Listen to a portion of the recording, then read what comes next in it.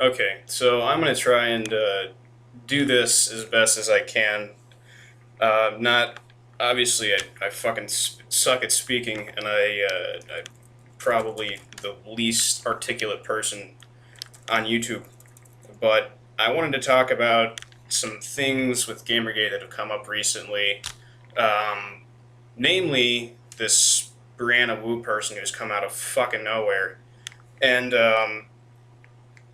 the other thing I'm going to talk about is this woman, Mallory Nasrallah, I think is how you pronounce it, who was a photographer who worked with Zoe Quinn. And I'm going to kind of paraphrase here. I'm going to link to her entire Facebook post in the description. But basically, what happened is in 2007, Zoe Quinn was doing just pornography, I think, essentially, and she met up with Mallory, and she really gave her a hard time, and she really was just completely unapologetic. And there's something in here about she stabbed some guy in the face, and then she's posted something in an email later that says that Zoe confirmed to have killed this alleged rapist, but we all know how Zoe Quinn makes shit up, so that's probably not even true in the first place. But I think the whole thing is just completely just out of it's crazy. I mean, this whole Zoe Quinn in general is just such a crazy person that I'm not even that surprised that this stuff came up. But now she's flagged the photo a few times, trying to get the status and everything taken down.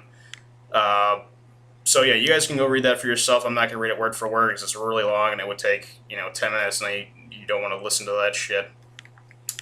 But back to this Brianna Wu person. Basically, what's going on with this is there's this feminist game developer, Brianna Wu, who made this meme.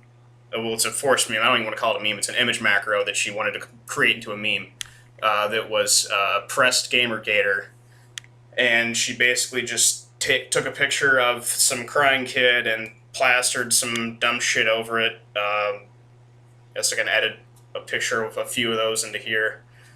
And 8chan found it, and they started making really funny, well, actually funny, like just making fun of her and everything. I'll post some of those, strap them here. But she took that as a very serious threat, and she left Twitter, and she said she was watching the 8chan board Gamergate, and her docs got posted, and it's got her name, address, phone number, and email. And then she started getting death threats on Twitter, and then she said, oh, it's directly as a result of this. Then, after that, there was this post that came down, and someone says, whoops, did I do that? And they posted my phone number and my address and all this stuff. And within moments, I received that horrible list of death threats that you probably cannot even show on your show. Mm-hmm. And 8chan has doxed and attacked me. And if you look at the actual thread, somebody took a screen cap of it, the other Anons are not happy that this has been posted. They are very pissed off, and they are not supportive of the doxing of Brianna Wu, and which it's pretty implicative that this is a false flag attack, another one just like the one that Anita Sarkeesian did, because it doesn't make any sense.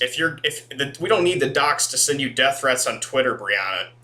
Like, we already have your Twitter. If they're going to send you death threats, they don't need to know your address and email or your phone number to give you death threats over Twitter, which is what she called the police about, was death threats over Twitter, not people sending her a death note to her house or calling her phone and saying I'm going to kill you. It was all on Twitter.